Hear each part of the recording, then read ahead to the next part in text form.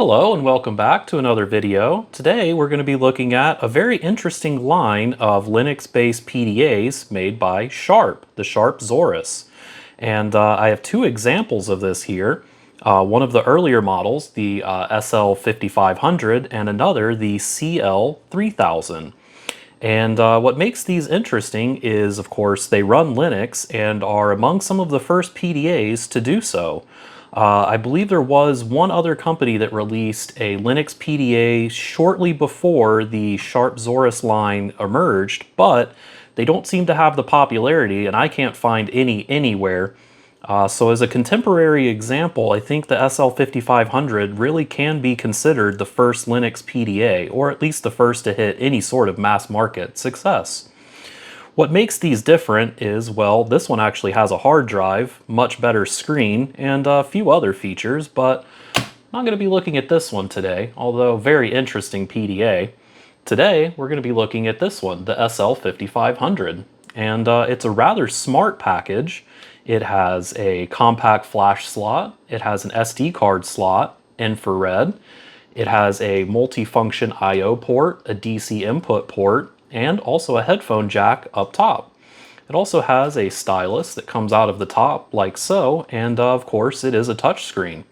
And well, what if you needed to do some typing? Well, maybe you could use the on-screen keyboard, but it also has a slide-down keyboard with a full QWERTY layout, space, and some other function keys.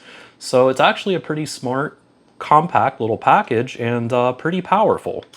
So what we're going to be doing today, though, is this unit actually has two types of batteries.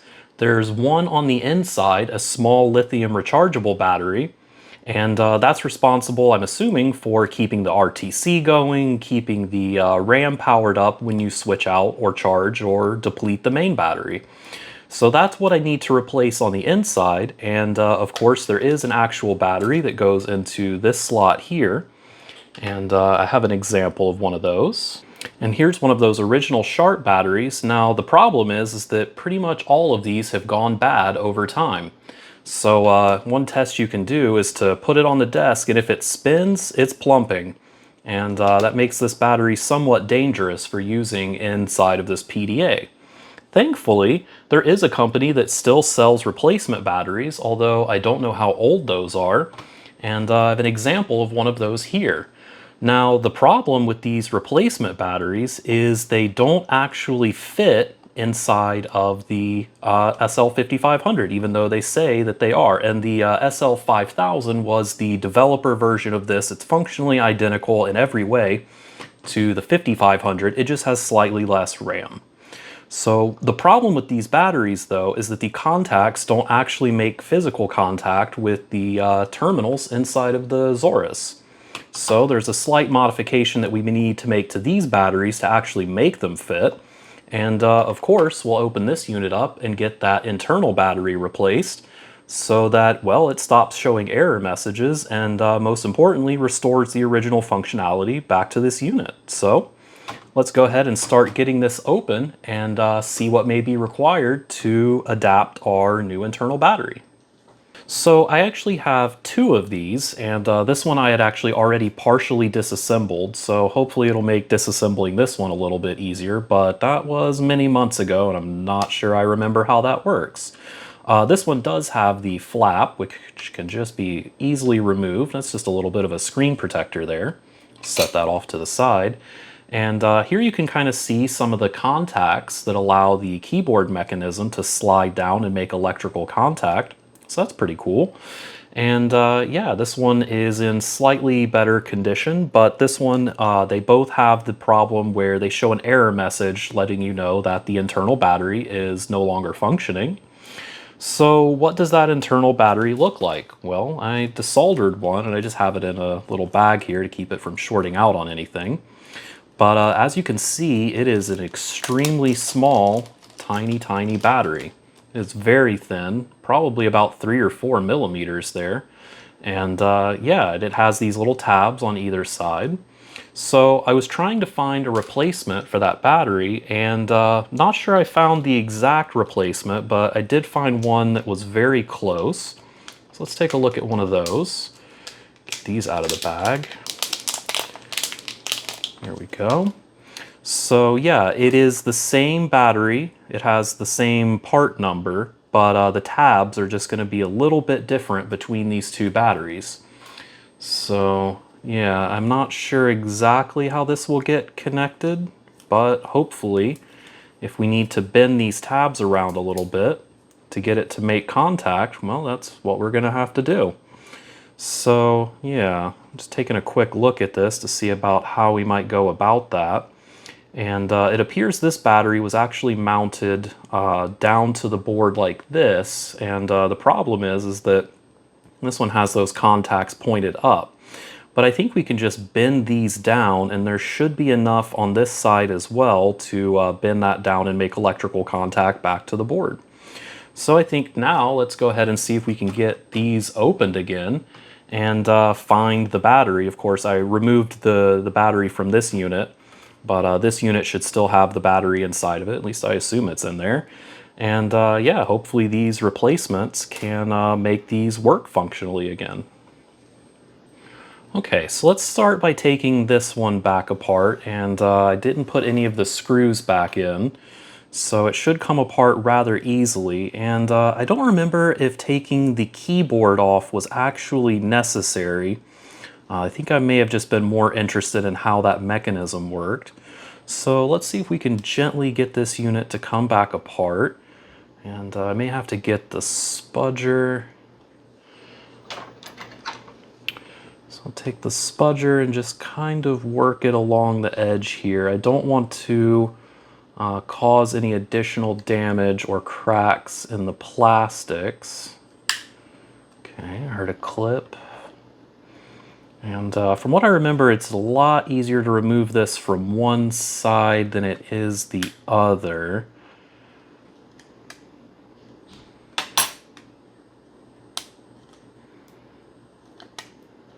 Okay, so yeah, I think the biggest trick, and before I get this all the way apart, is it's easier to spudge it from this side here. And yeah, it just kind of lifts across. There's no cables that connect to this board, to the back plate there. So here is the inside, and I think there's actually a board missing. Yep. So let's get the parts back out for this unit. Oh, it's all kind of flying. So yeah, that is the keyboard mechanism there, or at least this part that slides down with the additional controls. So yeah, you can see that. And on the inside, there is this tiny board, which actually contains the SD card slot, as you can see there. And I believe under this side, yep, this is where the battery goes. So let's see if we can gently remove this piece of plastic. Okay. Actually, it looks like a tiny piece of metal on the inside there. But yeah, this is where our battery goes. Hopefully it is labeled with a positive over here in this side. So what we need to do is just figure out a way to adapt our battery, and hopefully the battery is labeled with positive as well.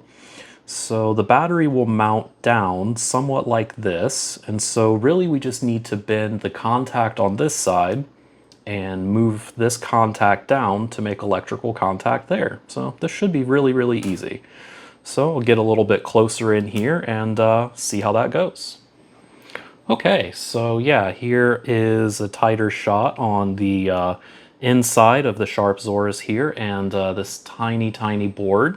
And the way that this mounts on the inside is the card slot will pop out of the side, and this board just mounts kind of upside down and makes contact through a connector to the board. So all we need to do is make sure that our battery kind of fits in what is really not much space. So we do have to make sure that the battery is mounted as closely flush as possible to this board. So I'll just slide that out of the way a bit. And yeah, again, this is our positive down here in the corner, and then our negative is over here. And yeah, while it is probably possible to find this exact battery with the tabs on there, I was not able to after a good amount of research, and I don't want to spend too much on replacement parts for an aging PDA. So really all we need to do is make sure that we mount the battery in the same orientation. Helpfully, there is a Sino marking on both sides, so we know which side is positive on both. And as you can see, the positive here connects to this terminal, and when mounted upside down, will make contact here in the corner. So all we need to do is also flip our battery, and this contact over here becomes our positive, and this one will become our negative. And so there should be plenty of contact over here to bend down and connect back to that pad.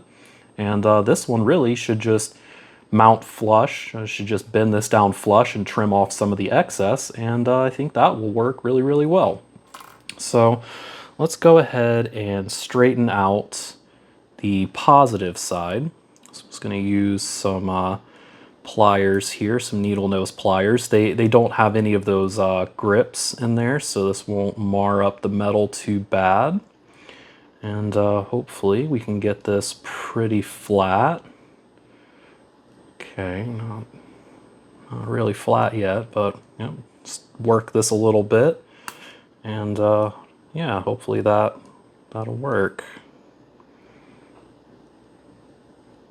Okay, so that looks good, and then I'm just going to go ahead and trim off the excess of that to about the length that the original battery had. So it looks like it comes out just a little bit, so should just be able to trim it about like so, and just put this down and see how well that works. Yeah, it looks like it's going to work great.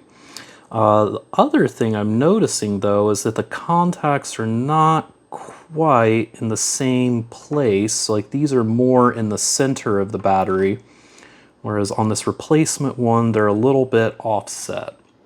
So hopefully we can bend down this negative contact on this side.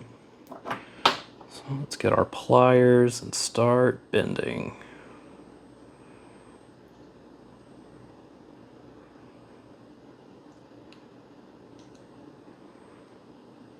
Okay, so that's more flat, and yeah, it looks like we can just bend that that small little bit down there. That's plenty of wire to make contact. That's a very low voltage battery here.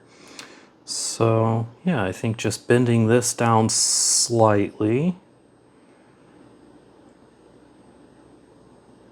to about there. So you see I just made a small dip there in that. And yeah, let's give that another test fit. Oh yeah, I think that is going to work perfectly. Okay, so let's go ahead and get the soldering iron heated up, and let's get this thing soldered back on there. Okay, soldering iron's all ready to go, so let's go ahead and see if we can tack these down. I don't think I need to pre-solder this. What I do just want to make sure is that, and there is a insulating layer around the side of the battery. I just want to make sure that it's not touching and shorting out any of these other components. So we'll go ahead and solder in the negative side. It's a little bit smaller and it should solder a little bit easier.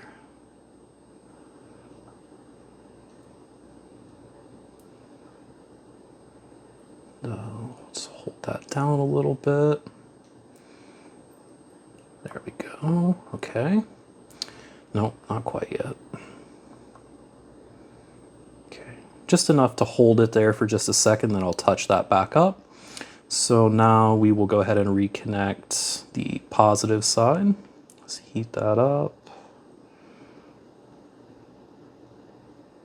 There we go, that looks perfect to me. And we'll go ahead and touch up our negative side. And there we go, new battery installed. So hopefully this actually works once we get the whole thing back together. But I'm gonna go ahead and repeat this process for the other unit and get these back together and report back.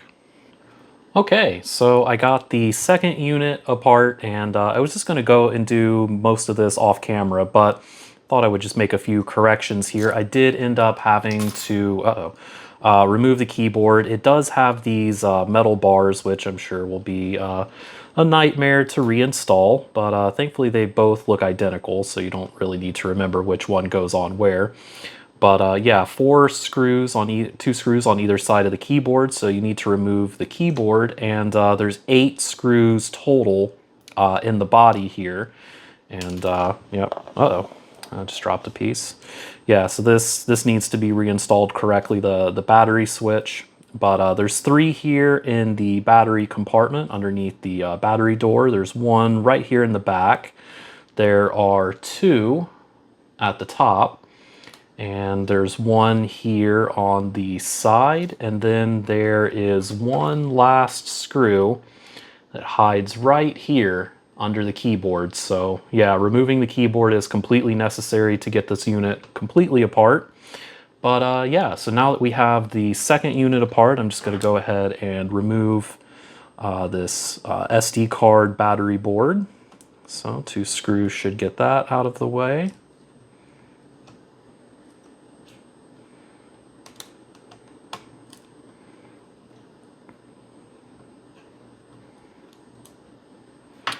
And the board should just lift right off. I think the connector is here at the top. So there we go. And yep, same thing. So we have a small flap, and then there is our old battery to be replaced right there. So go ahead and move this unit out of the way, and we will just carefully remove this piece of plastic. We're going to want to reinstall that so that there's electrical isolation. But I'm going to go ahead and get this battery removed and replaced in the exact same way that I replaced this one. Okay, so here we have our second replacement battery, and I went ahead and did the same modification, just bent the terminals around slightly. So now let's go ahead and get this one desoldered from the board. So I'm just gonna take my soldering iron and just lift slightly on one side of the battery. There we go. Oh, looks like it resoldered itself. Try that again. Okay, there we go. And we'll go ahead and remove the positive side. Okay, there we go. And I'll clean that up just a little bit. Awesome. So now we just need to, oh no, that is our old battery.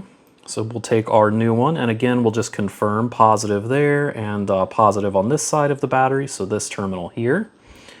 And I'll just go ahead and lay that down. And same thing, I'll just tack the negative side on first. Let's get this aligned and hold it down a little bit, get it centered. I don't want it to overlap with any of these components. So we'll just hold that down for a sec. And go ahead and get this side tacked on just a little bit. Okay. And just make sure that we're clearing all of the components around the side. Just move that a little bit that way. And yeah, now we'll just go ahead and tack down the positive side. Just add a little bit of fresh solder. And it should just melt right on. Perfect. And we'll go ahead and clean up the negative side. A little bit of fresh solder there. And just a little bit more here. Okay, so there we have it. So there are 2 internal batteries replaced on the SD card boards for the Sharp Zaurus SL-5500. So I'm going to go ahead and jump cut to these being back installed in the units and then put back together. And we'll get to the second half of our battery shenanigans. Okay. Batteries replaced, and the units are all back together. Did a brief power on just in the jump there to make sure that they still turned on, and they both boot up just fine. So now let's take a look at the battery. So this is right here, the same replacement battery made by Sino. Not really familiar with that brand. Sounds like a camera manufacturer, I'm not really sure. But anyway, this is the battery that you can still actually find as a replacement, and here is the original Sharp battery. Kind of hard to tell, but this one is indeed bulging, so no longer really safe to use. So what we need to do is go ahead and get this one out of the box, and there's a modification that we need to make to the edge of the battery. So the problem is that I'm not sure what mold or what specifications they were using when they manufactured these batteries, but the contacts are just ever so slightly not in the correct place. So let's go ahead and get this new battery open and take a look at the modification that we need to make. Okay, so yep, here's our new battery. And if we take a look at this compared to the original Sharp battery, the terminals actually do look fairly close to what they need to be, but as you get closer, you'll notice that they are just ever so slightly off center. Let me see if I can get a better zoom on this. Okay, yeah, so that's you can kind of see there how they are slightly misaligned, and yeah. So the original battery, the contacts are just ever so slightly down, and all we really need to do is just trim away some of this excess material here. And the way that I did that with this other battery is really I just cut out the interior pieces here, these two pieces of plastic. It's fine because the board is still electrically isolated. And then I just trimmed away a little bit extra from here, and that was all that was necessary to get this battery to work. So let's go ahead and cut those off and see if that makes this thing work correctly in the Sharp. Okay, so I just wanted to show this a little bit closer up. So I went ahead and cut the tab here in between these two contacts. And I went ahead and cut this one as well. So what I did here is I scored it on one side and then cut just very, very carefully a few times until it cut through the plastic. And then you can lift it up and then it should just lift right up and pop right off. So that's a good bit cleaner than the last one I did before I realized you had to do this kind of a modification. And it might seem like we're done by just removing those two tabs. But if I get it a little bit closer here, there is a chance that this lower contact is not quite in the right place. So let's take a look at that inside of the Sharp and just see if this was enough or if we need to cut just a little bit more away from this bottom contact. Okay, so I hope this is coming up on camera well enough, but here is our replacement battery. And as you can see, it should make contact with these pins over here. But let's see if that is working.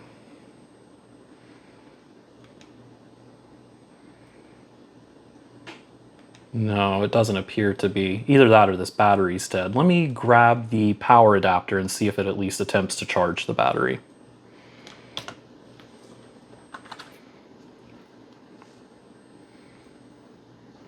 Okay, so yeah, when I tried to plug in the power adapter, the light does come on briefly, but I think it turns off, or now it's not even, yeah, so it comes on briefly, but I believe, yeah, so that just went off. So the battery is not actually making correct contact on the inside. So let's go ahead and remove the battery one more time. And yeah, so now we just need to trim a little bit from this lower contact, and that should give it all the clearance it needs to work correctly. Okay, so last little bit of plastic has been removed here from this bottom contact, so hopefully that gets it going. Okay, let's go ahead and install the battery and see if this one's going to go ahead and work. So we'll pop it in. I guess I forgot to turn the switch there, but I don't know, let's see if it'll just go ahead and turn on. Oh, look at that. It is booting up. So yeah, that is a successful modification. So now I can properly dispose of that old Sharp battery. And yeah, this thing's about to start booting up into Linux, which is one of the awesome things about these little Sharp PDAs. So there we go. Looks like it's booting up. Go ahead and get my stylus out. One of the first things it wants you to do is to go ahead and calibrate the screen. So we'll just give this one approximately 1 minute and see if we can explore this a little bit.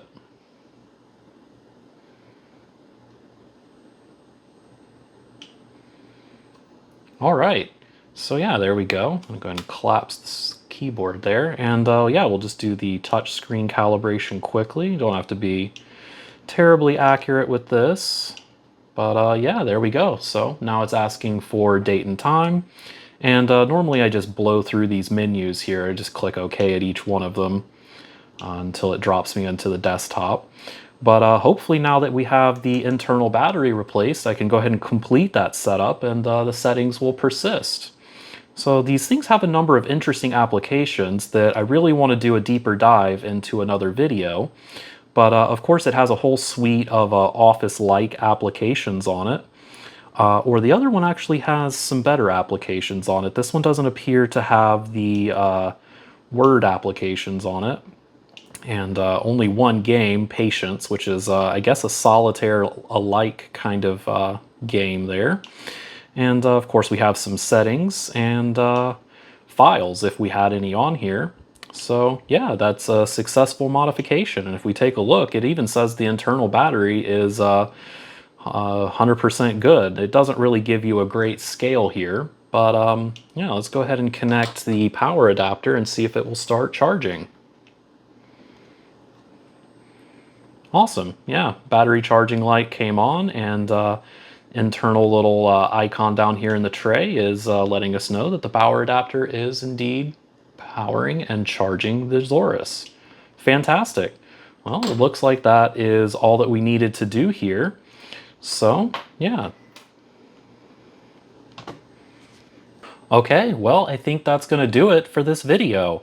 We have two fully working Sharp Zaurus SL-5500s. We replaced the internal backup batteries, and we also modified some of those replacement batteries so that they're compatible with these Sharp Zauruses. Even though the replacement battery says it's compatible, if you buy one and try and put one in, it is not going to work unless you make those small modifications to the plastic. And I definitely want to do a deep dive into these in the future. Amongst other things, they have a compact flash slot and an SD card slot, which opens up a lot of really cool possibilities for expanding the storage with either the SD card or compact flash. But the fact is that because it has both, you can use the SD card to expand the storage and use the compact flash slot for things that are far more interesting. Some examples of that are this right here, which is a compact flash kind of capture card that is actually made by Sharp.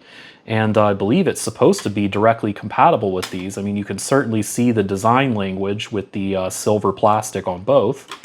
But in addition to that, I have a lot of other very interesting compact flash modules. For instance, this is a small compact flash camera.